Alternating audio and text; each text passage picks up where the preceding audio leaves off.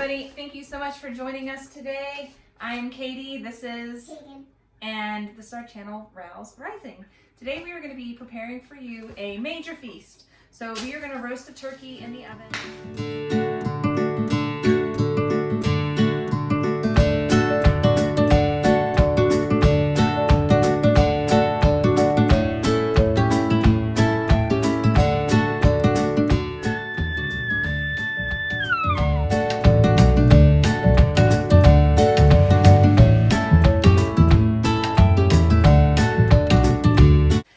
As of right now, my plan is to not stuff the turkey and to make dressing balls on the side. So my reasoning for this is every year I plan to make turkey broth, and I plan to boil the carcass and just make a really thick gelatinous turkey bone broth. And what I end up doing is stuffing it full of bread, and then there's all kinds of like sticky stuffing on the inside of the carcass, and I don't want that in my broth. I just want like a pure broth. I love stuffing inside a turkey because it just soaks up all the juices. It's so delicious. But in the name of pure broth, what are we gonna do, Hagen? I don't know. So you'll just have to see. We're gonna show you everything else that we're making for today's feast. Thanks so much for joining us. Let's get to it. Happy Thanksgiving.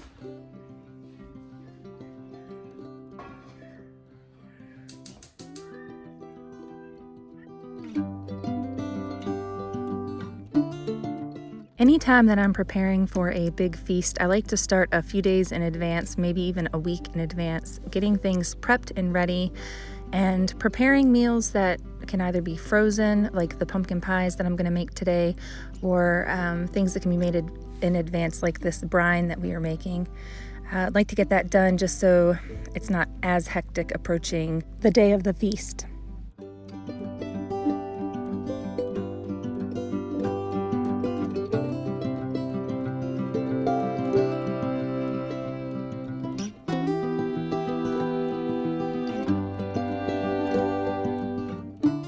We've got the cold water on the stove, I've turned it on, and now we are going to cut off the peels of 3 oranges. You can either peel them or do as I'm doing and just slice them off of there.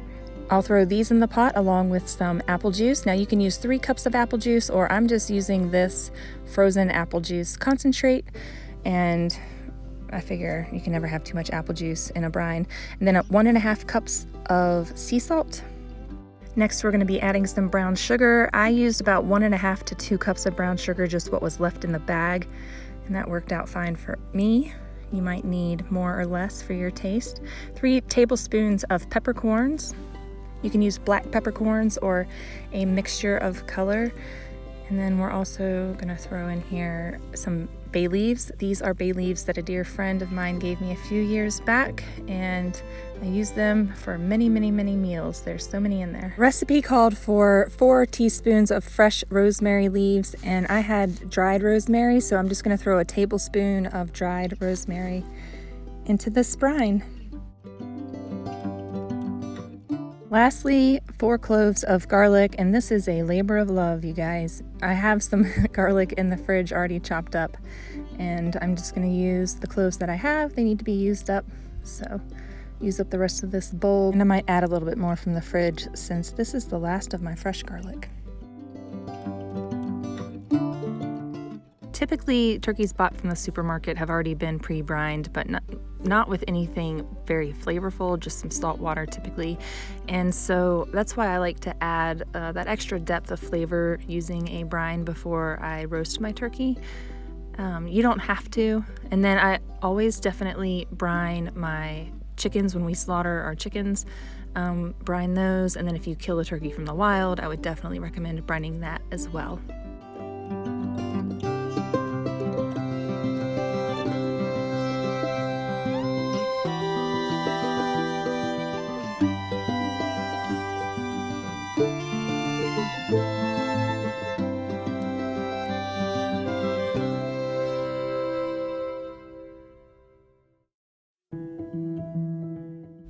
And then while the brine is boiling, and then I'm going to leave it on the stovetop to cool for a bit before I transfer it outside. Now I'm going to make 4 pumpkin pies. 2 of the pies are going to be made dairy-free, and then 2 of the other pies are just going to have normal, some milk products in them, like the condensed milk.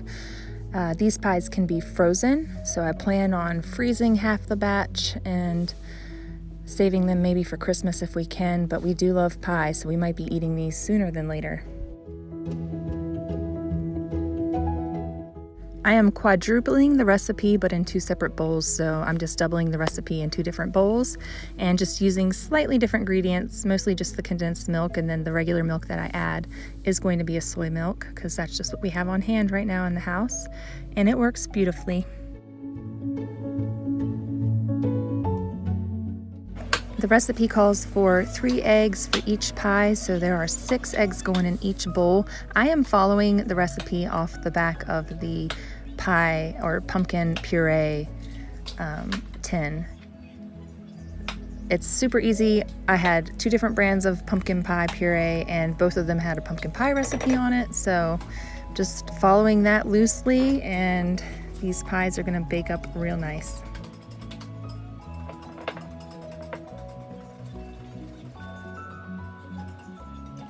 I will list the full recipe down in the description below, and it will be for 1 pie, and you can multiply that or use that as needed. I will include both the dairy-free and the regular pie. So using up the last bit of this sugar, I decided not to open up another bag, so I'm just going to add 1.5 to 1 3/4 cup of sugar to this double recipe. It called for 1 cup for each pie, or 1 cup of sugar per tin of puree. So remember, I'm doubling this recipe, so 1 full teaspoon of salt per bowl, and then 2 teaspoons of cinnamon per bowl, 1 teaspoon of ginger for each bowl. I'm doing half a teaspoon of nutmeg, and then I'm gonna do half a teaspoon of clove.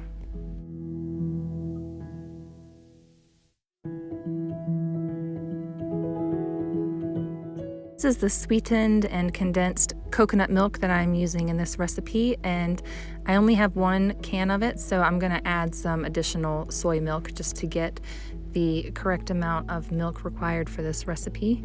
And I believe it was 1 cup of milk per pie, and so yeah, I'm gonna have to add a little bit more soy milk to this.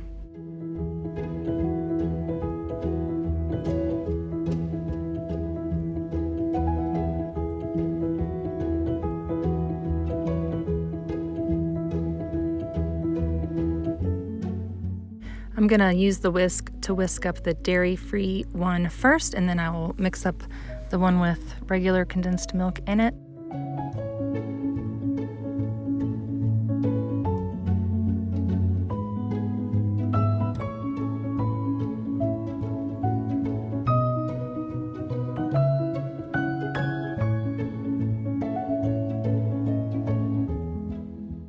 So many sweet interruptions from the kids get edited out of my videos, but here's one little interaction with little Miss Annika. She is playing at the big table with Play-Doh, and so that's keeping her content and occupied. She's 2 years old and still requires a lot of attention, but she can play independently for periods of time now. She's so sweet. And for these particular pies, I have chosen to forego making my own crust. I just bought some crusts at the store that were rolled up, pre-made, and then I can put my own little fancy crimp on them. My one suggestion is to leave them out at room temperature for 30 minutes to an hour before you plan to unroll them and place them in your pie pans. These were very cold, and I was just on a roll, grabbed them out of the fridge and put them in the pie pan, realizing that they were very fragile when they were that cold, so they cracked a good bit. So my next ones will just sit and wait until I'm about to put the pies in the oven, and then I will unroll those and throw those into their pie pans. So lesson learned with the first set. I have never used pre-made pie crust before.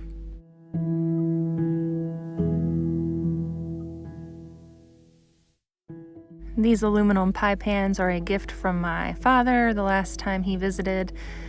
He was on a quest to make beautiful pies, and he succeeded. He is the pie master, so I'm sure he's cringing at my store-bought pie crust.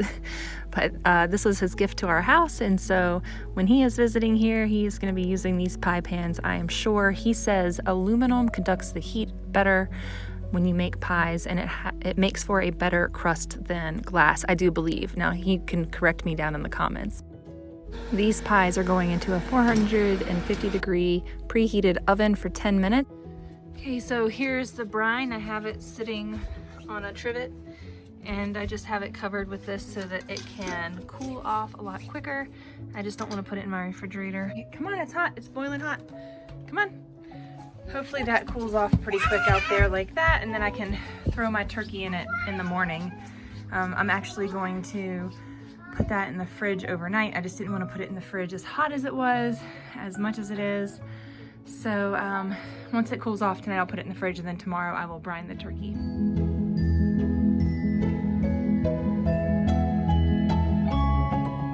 I'm thankful to have the 2 lower pie pans, the glass ones on the bottom, because those belong to my mother, and I have kept those for the last 20 years, I believe. I've had those in my possession. Then the top pie pan with the crust in it now, this one was one that my dad had purchased before he found the aluminum pans. I have quite a stash of pie pans, but I'm still not up to the same amount as my mother. I think she had 12 pie pans at one point, and every year she would make 9 to 12 pumpkin pies for our family, and we would just gorge ourselves in the days leading up to Thanksgiving and the day of. Prior to Thanksgiving dinner, we would just eat slivers of pie throughout the day. It was so delicious, and I'm working my way up. This year I'm gonna make 4. Next year maybe we'll have 6 or 8 pumpkin pies. We'll just have to see what the next year with a new baby brings us.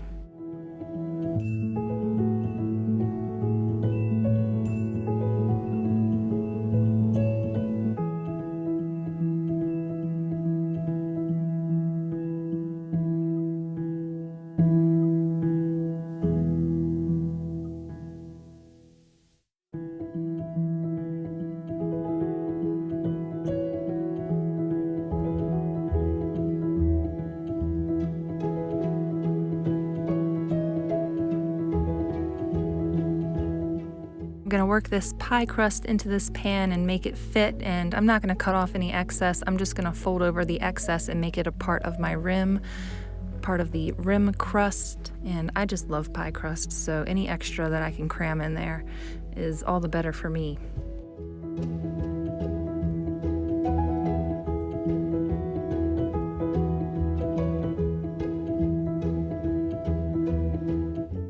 To do this, you just pinch a V with your thumb and pointer finger, and then you use your pointer finger of your opposite hand or your dominant hand to push the pie crust between the 2 fingers. So it just makes this nice crimped little consistent V edge all the way around.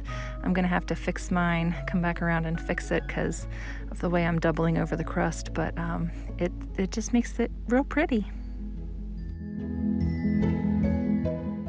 We used to sit in the kitchen, my little sister and I, and watch our mom do this part, and her fingers would work so fast, and she would just go right around and crimp up all the pies before she poured in all of the pumpkin pie mix.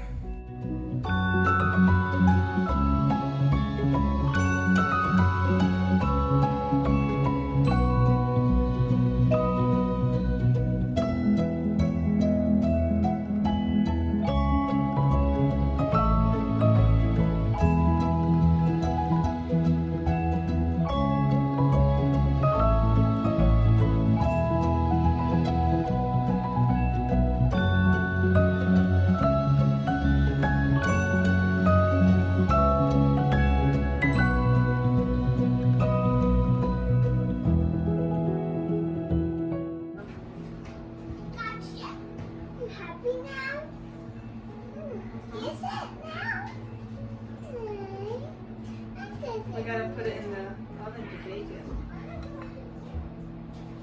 This? Yep. These are the pumpkin pies that we just took out, and we have been wanting to try one. Have we ever tried one? Yeah, we have pumpkin pie every year. Wow. I think that my mom's pumpkin pies are delish.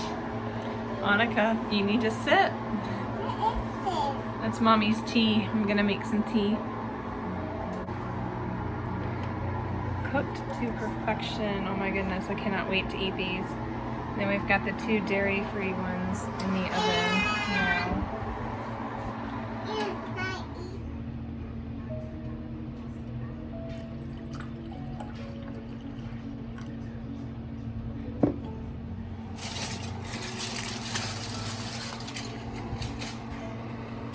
These pies got a lot more brown, but they had a lot more of crust around the edges. So I had to put foil on them halfway through the baking process.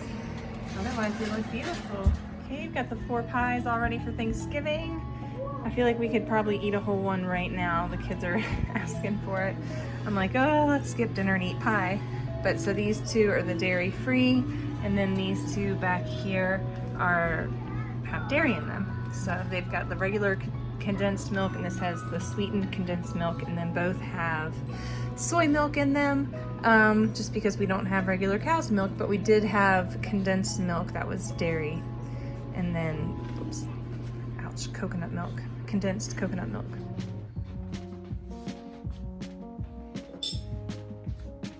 So this is later in the evening, and my brine was outside most of the day, cooling off in the cold weather outside.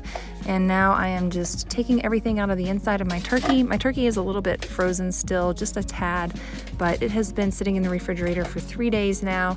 And I'm gonna go ahead and put it in this brine and then throw it back out in the garage refrigerator for another 24 hours. What? You're making deviled eggs, huh?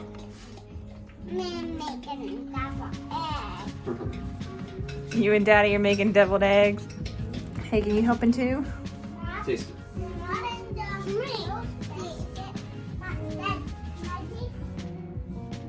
Next up, just gonna make a dry herbal turkey rub, and that's gonna take 2 teaspoons of salt. We're gonna do 2 teaspoons of rosemary, 2 teaspoons of thyme, and then half a teaspoon of garlic powder, a full teaspoon of sage, then a teaspoon of pepper. Then we're gonna mix it all up and rub it all over our oiled turkey.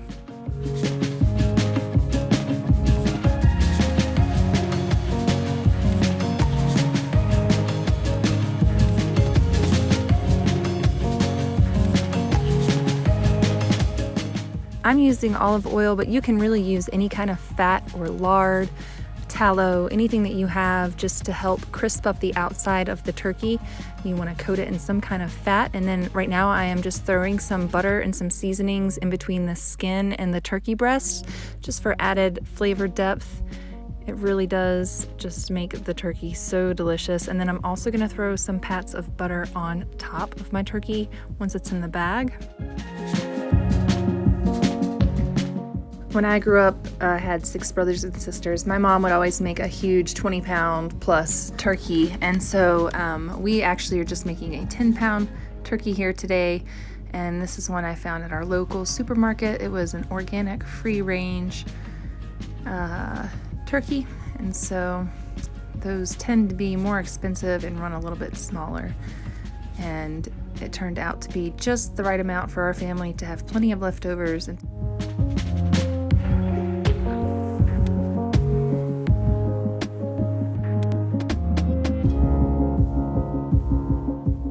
In a few short years, I'm sure that we will be getting 20-pound turkeys, if not harvesting our own turkeys. Tying up the turkey and shoving the wings underneath of the turkey are going to help keep it from drying out. You want to keep it nice and tight. Here I'm using some hemp string, it's all I had, and so the hemp is going to hold this turkey together. Then once I get it in the bag, I'm going to slip the wings underneath. I had to YouTube how to do that because I was like, how do I put the wings underneath? So here I'm just kind of trying to figure it out, but I end up figuring it out eventually with the help of my husband. So here we go. You just manhandle those wings underneath that turkey body. it's of my opinion that we can never have too much fat. So let's throw some extra butter on top.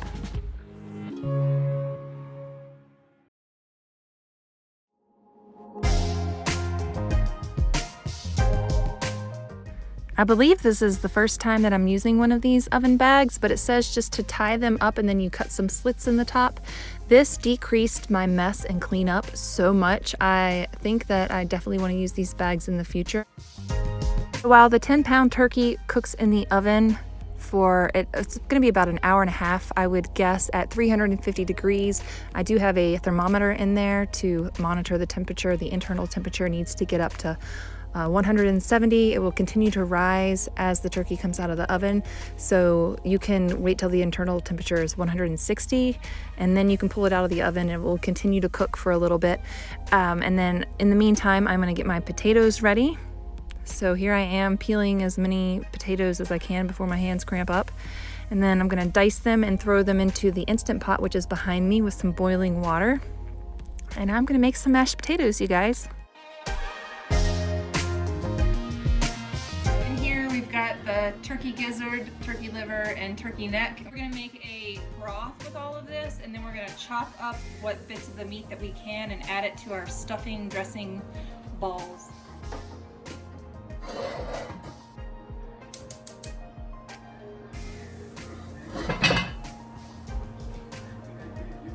I'm starting all the preparation for my stuffing balls. So you saw that I have the stock going on the stove with the various meat internal parts of the turkey. That's going to come to a boil, and I'm going to let that cook for a few minutes like that. And in the meantime, I'm cutting up all the celery and onions, and then I'm going to saute this with 4 tablespoons of butter in a saucepan. And let me check on this turkey real quick. I'm going to give it a quick spin. You can see the thermometer right there sticking out the side because I don't trust the factory thermometer. So it's going to go back in there. I'm going to add some more time to it. It looks like it's browning up beautifully. And make sure that my timing and everything is right for that. Here we go with the sauteing of the vegetables. And then once these are nice and translucent, I'm going to add the broth. And then all of this is going to get added to, you guessed it, bagged stuffing. You're right. This mama is cutting corners wherever I can. So I'm going to use some bagged stuffing. And to that, I'm going to add the liver and the heart, and whatever else internals were in there that I can get meat off of. This is so nutritious, and it's a good way to get this into my children's diet, is to hide animal organs into our food. And they are none the wiser. And they get some of those extra vitamins and minerals from the liver of the turkey. We try not to let anything go to waste. So I'm just going to mix all of this into this combination here. This is celery and onion. Just follow the recipe on the back of the bag. I am going to use the whole bag. And so if you just want to do that, that works out perfect.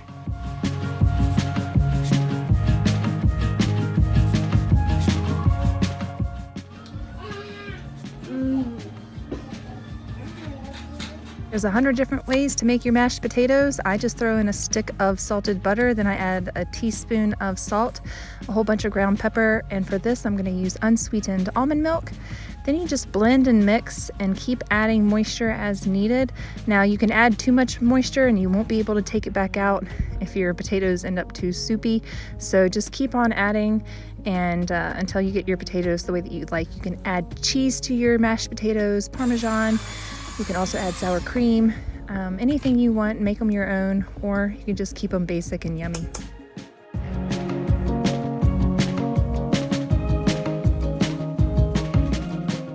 Every year I start out thinking, oh, this is going to be the year that I make homemade sourdough stuffing or bread pudding, or I'm not sure what some people call it, but dressing.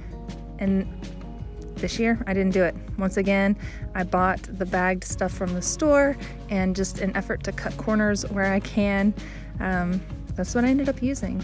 Yeah, just didn't want to take the time, and plus I didn't thaw out a loaf of sourdough. I have a bunch of baked loaves in the freezer, and yeah, just didn't happen this year, but that's okay. It's okay, we're moving on. This is how I make stuffing balls. We love these. They're really good, packed with nutrition. Can you guess what's next? Well, this year we're gonna try green bean casserole. This is something that I don't recall making before. Maybe I have made it before, but I honestly don't recall it being a family favorite or a family must-have. Not in my childhood growing up, and then so far not in my 10 years of marriage. But this year I decided to step out on a limb and let's go ahead and make some green bean casserole. Once again, like the stuffing, kind of on budget and instant, and typically I would make everything homemade.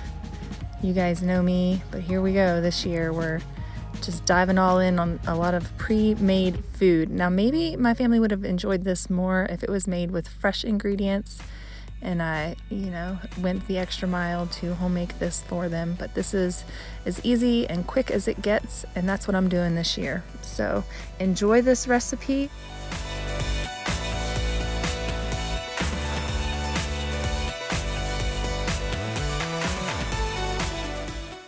It isn't a party unless you invite cranberry, and yes, we are making a delicious, easy, quick, simple, all the things cranberry sauce, and it takes literally 10 to 15 minutes on the stovetop. This is 1 cup of sugar, 1 cup of orange juice, and then we're just gonna let it simmer away there. Check our turkey. It is dunzo sunzo. So in go my stuffing dressing balls and the green bean casserole. This is bubbling up now. And once the cranberries pop, your sauce is ready, and it is delicious and amazing.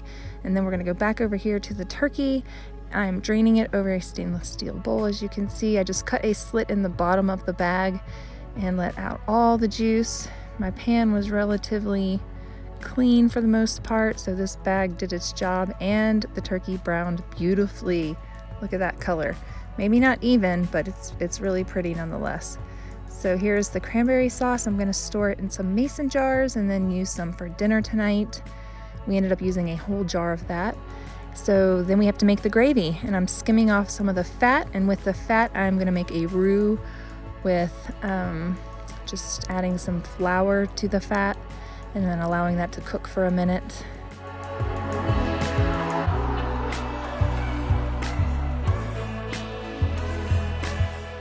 This is how I make most of my gravies, unless I'm gluten-free and I'm not eating anything wheat. This is how gravy gets made around here. So we add flour to some fat and we let it cook for about a minute.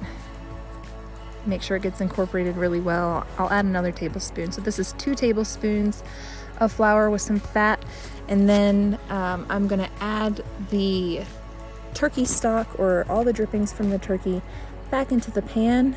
This is everything that came off the first turkey roast. I'm gonna use that carcass and make some delicious broth, so stay tuned for that video. I'll show you guys how to get the most out of your turkey.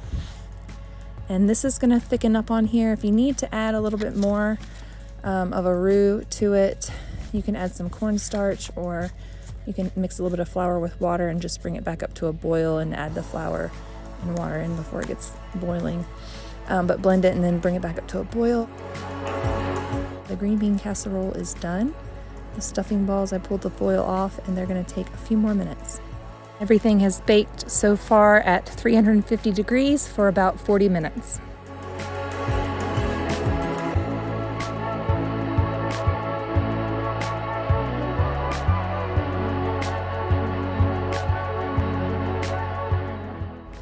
Thank you all so much for joining me today as I made this average American meal. This is the average American feast that you will see around the country in a lot of homes. It was pretty basic. We gobbled it up. It was so delicious. If you feel the need to add a salad to it, you can do that too. I had salad in the fridge. We just didn't eat it with this meal. And then we are going to clean up the kitchen, rip the meat off this turkey carcass, and get this turkey carcass ready for that bone broth recipe. I want to thank you guys so much for joining me here today. I appreciate you more than you know. Thanks for watching. Be sure to click subscribe and hang out with us some more. Until next time, you guys, bye.